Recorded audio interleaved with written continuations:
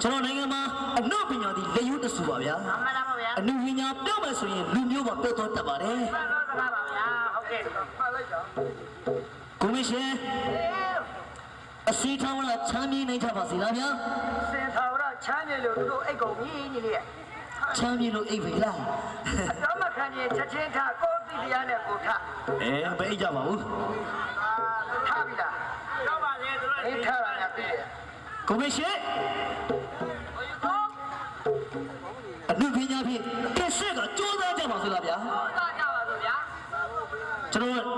နိုင်ငံမှာအနုပညာသည်